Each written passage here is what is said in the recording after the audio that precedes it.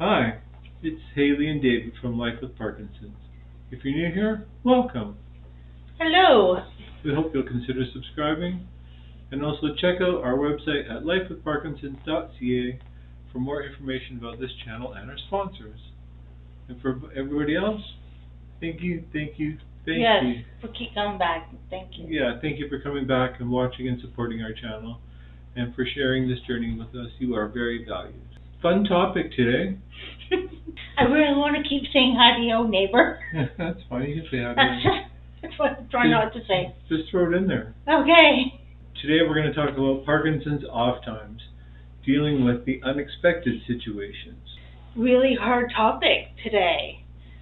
This is why I'm on it. They've asked me to be on it because it is hard to look at his outlook on it and how my outlook as a caregiver. You get the ones that you walk in on and you just go, "Oh my gosh, is this really happening?"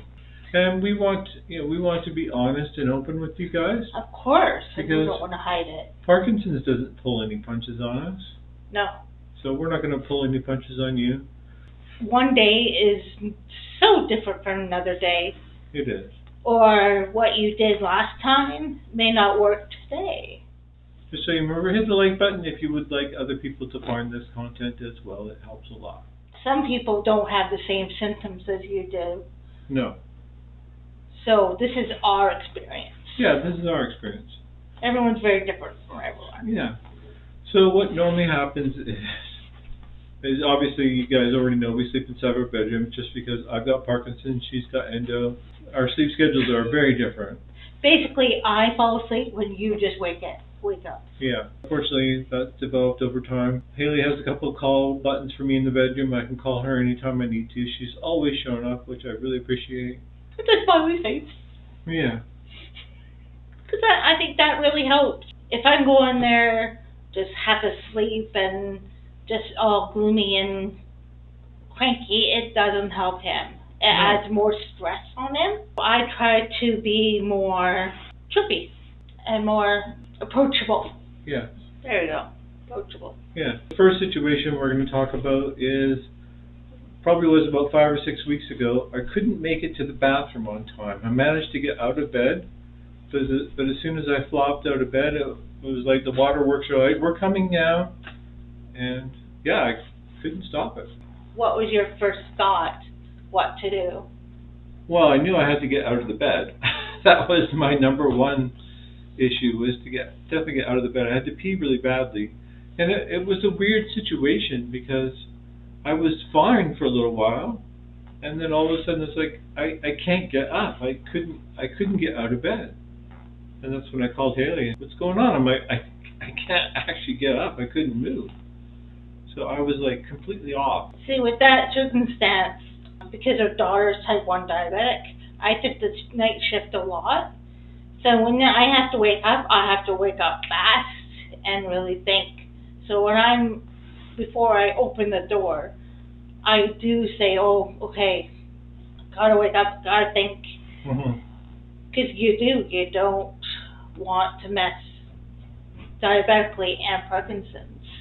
You gotta really double think really fast. So that was the situation. It was I think it was around 9 o'clock in the evening. About that time. I'd already taken my pills and gone to bed for a little bit. I hadn't fallen asleep. I was just kind of dozing there, and I'm like, I gotta get up and go pee before I fall asleep. And I could not get up. That was rough, wasn't it? Well, it was definitely rough, yes. But it was weird because as soon as I finally made it to the bathroom and used the bathroom, I came right back on.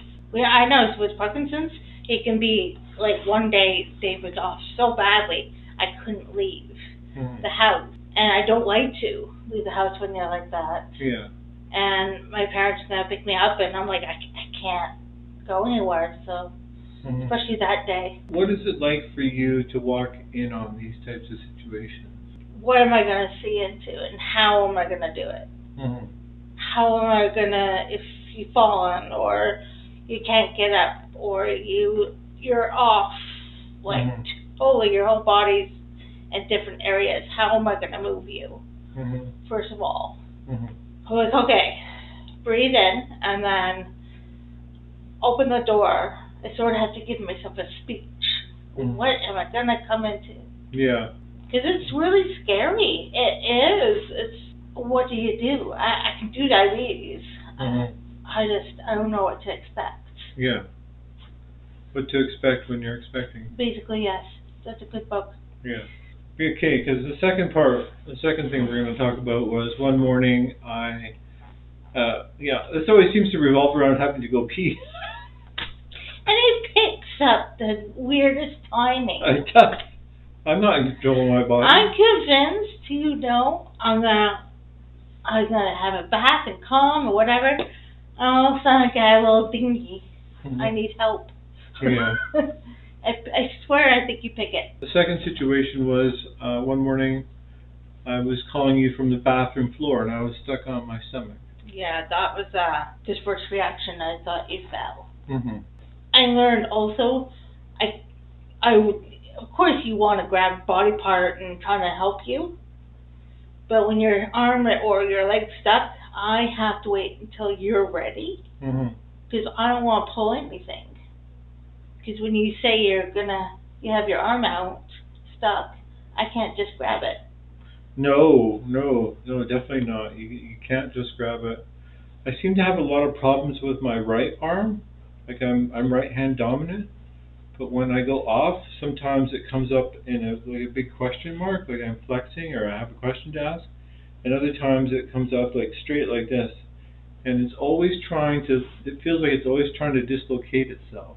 Yeah, I wouldn't have known that. No. I wouldn't have a clue. Unfortunately, when it's stuck, I can't do anything. Yeah, like I was stuck on the bathroom floor for about 10-15 minutes before you came in. And the reason was that because I couldn't reach up with my right hand and push the button. Yeah, you're quite stuck between the... I was actually trying to lift it with my left hand because I couldn't reach around with my left hand to push the button. So I was trying to lift my arm with my other hand. Yeah. To try and reach up and push the call button because it was like 5:30 in the morning. And do not grab his arm. Mm-hmm. Don't grab the arm because it's first reaction. Yeah. Or his legs. Basically, I waited. It's scary because I really don't know what to do. And you sort of have to push your emotions down. You can't freak out. I always want to. Like, it is scary because you don't expect it in your 40s and your 50s to go through this. What we did in that situation is I got Haley to go get me a pill, and we just waited until I took it, and it came. Obviously, the pill eventually kicked in, and I was able to get off the bathroom floor. That's all we could really do was just take some medication, and because of that, actually one of the first rules now is before I go pee, I take a little bit of medication, just in case something like that does happen, just to lower the odds of it happening. Do you call the ambulance, or do you call the fire? I'm really happy that we didn't have to. Okay, so the last situation happened last week. Gosh, I should be able to remember this. I couldn't roll over in bed. Yeah, you were tilted on. Was it the morning or no? It was the evening. Was it the morning? It was about 5 o'clock in the morning, actually. Okay, so it was in the morning. I've totally lost track of it. I was actually awake because it was garbage day. Oh right, I texted you. No, I pushed the button. I actually was finally able to reach and push the button. Yeah. Okay, so I'd woken up and I couldn't roll over in bed. Yeah, because you're looking at the wall, lying on the wall, and you had your arm out on the button still. Right, I was finally able to get my right arm and push the button, but then it just got stuck there. My first reaction would be grab your hand and arm to push it down. I'm like, okay, let's first calm down. And what do I touch first? What do I move? What I do is I tap on his leg first and tell him that I'm going to move it down or move it up, whatever he tells me. Or if we have signals that you touch mouth or whatever. Well, yeah, sometimes it's hard because I've gotten this jaw clenching symptom. And you did have that morning. Yeah, where my jaw just clenches up and it hurts so much, and thankfully I have a mouth guard, but I still had broken a filling a couple months ago just from clenching on the mouth guard. when it happens, it's really hard to talk, so I kind of have to grunt. And you point.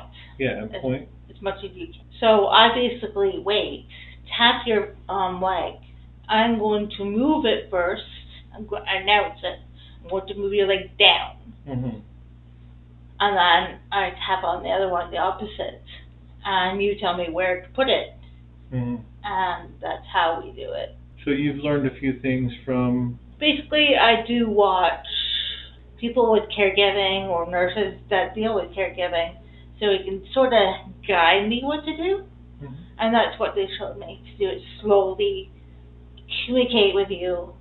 Well, the first time it happened is, now, do I call my parents? Mm-hmm. They're 15 minutes away to 10 minutes away. Or do I call the ambulance? Like with Felicia, I just check her pump and check her blood sugar. I'm all good. This one is very different. Mm-hmm. It's very different. It is. Because it's different for your child and it's different for your spouse. Mm-hmm. Yeah. Because they're all different diseases, of course. Yeah. Parkinson's is hard because you see them go down, so you're sort of, every time there is an issue, like what happened, is that, okay, am I going to lose you today? Like, not lose you, technically lose you, but it's emotional because every time you have this new symptom, I have to sort of deal with it emotionally too. Mm-hmm. So it feels like I am losing you a little bit on that matter. Mm-hmm. And so every time you lose something, I lose something at the same time. And it feels like I've got Parkinson's too. Well, it's strange because then like an hour later I'm fine. Yeah. So I'm thinking I'm blind. Yeah. Yeah. He was like this. Yeah, I was like this 45 minutes ago, but now, 45 minutes later I'm fine. I could go walk 6 kilometers. And when he's gone up to do whatever, I'm left awake for a while because you have to sort of relax a little bit. I'm like, oh yeah, he can forget it and go and do whatever he wants, but I'm left. What happened? It's a lot of emotion afterwards. Yeah, because in Parkinson's you can be down there at 5 a.m. and then at 6 a.m. you're up here ready to go outside and go hit the punching bag. Yeah. All you can do is unfortunately wait. All you can do is carry on. When I think about it, I can't let it stop me from doing stuff because it happens every day. It happens every day that I'm off. Yeah. Yeah, I'm off every day. I have near misses every day, but I can't let that stop me from doing something. No, especially the one that me and Felicia want to bubble wrap you. Oh yeah. And when you walk and you shuffle. Yeah. And you go forward, and we just want to grab him and lean him back. I think that's the scariest. It is. Is the walking, and you shuffling forward. Can we do double wrapping you? It would seem to solve a lot of things. And the fear. Mhm. So yeah. All I can think is that I want to claw back things as much as I can and increase my on time as much as I can every day. Okay, everybody, thank you for watching and supporting this channel. And thank you for listening. I know it's been a lot to hear. For those caregivers, my heart goes out to you. Yeah, and thank you for continuing to take this journey together. Please leave a comment or a question below. We'll see you on the next one. Have a good day. Goodbye. Bye.